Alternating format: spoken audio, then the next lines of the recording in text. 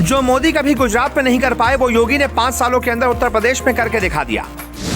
2025 में भारत का सबसे खूबसूरत और हाईटेक राज्य होगा उत्तर प्रदेश। योगी के काम से दंग रह जाएगा पूरा देश। योगी के प्रदेश को देखकर आपके भी उड़ जाएंगे होश। अखिलेश भी बोल उठेंगे, ये कैसे है मुमकिन। अपने प्रदेश को नंबर 1 करने में योगी है मशगूल। सपा बसपा की बत्ती हो गई गुल। जो सपने में भी न सोचा होगा वैसा राज्य बनेगा उत्तर प्रदेश। जनता की हर मुराद होगी पूरी। महंगाई बेरोजगारी से बनेगी जनता की दूरी। भारत के अलग अलग हिस्सों में कई धर्म, संस्कृति, भाषाओं के लोगों का निवास है, लेकिन इन सबकी समस्याएं एक ही हैं, जिनसे वो हर रोज दो चार होते हैं, और वो है रोजगार। हर रोज परेशानियों का सामना करते हुए सभी एक ऐसे राज्य की कल्पना करते हैं जहां रोजगार, टूटी सड़कें, आवागमन की टेंशन ना हो, जहां हाईटेक सुविधाएं हो, सबके हाथ में काम हो और बस आराम ही आराम हो। ऐसा शहर होता तो कैसा होता, जहां बिजली गुल ना होती, ना कोई व्यवस्था का शिकार होता। एक ऐसा शहर होता तो क्या होता। लेकिन अब ज्यादा सोचने की जरूरत नहीं है, क्योंकि अब सपने में नहीं हकीकत में ऐसा राज्य होगा जहां रोजगार की भरमार, फिल्म सिटी के चकाचौंध और मक्खन जैसी सड़क होगी।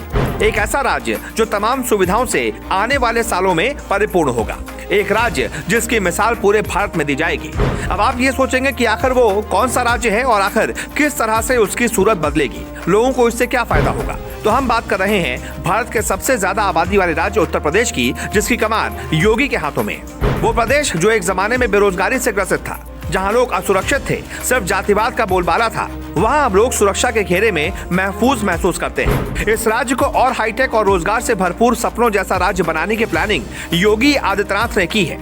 इसके लिए कई बड़े प्रोजेक्ट्स पर काम लगातार चल रहा है। गोंडा एथेनॉल प्लांट, जिसमें से एक है गोंडा एथेनॉल प्लांट, जो एशिया ही नहीं बल्कि देश का सबसे बड़ा एथेनॉल प्लांट बन गया है। ये यूपी के गोंडा जिले में 65 एकड़ में फैला है, जिसे बनाने में करीब 455 करोड़ रुपए खर्च हुए हैं, जो प्रतिदिन 350 किलोलीटर से अधिक एथेनॉल प्रोड्यूस करता है, जिससे करीब 60,000 किसानों को फायदा मिलेगा।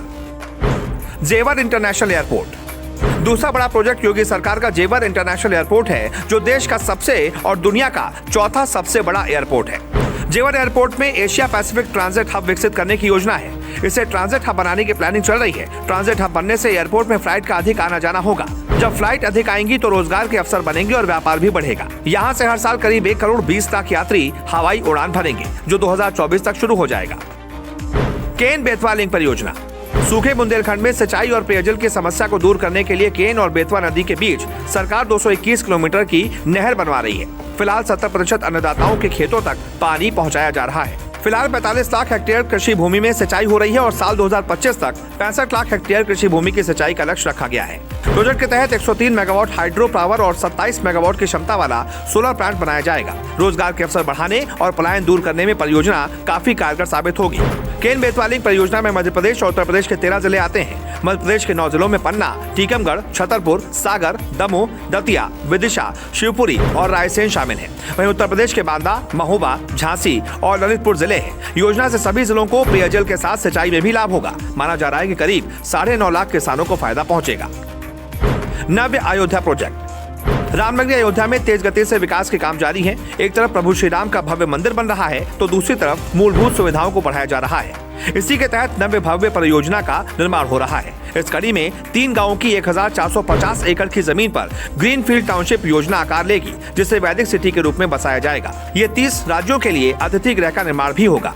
इसके अलावा 80 अंतर्राष्ट्रीय भवन भी होंगे, जिसे अन्य देश अपने लिए ले सकेंगे।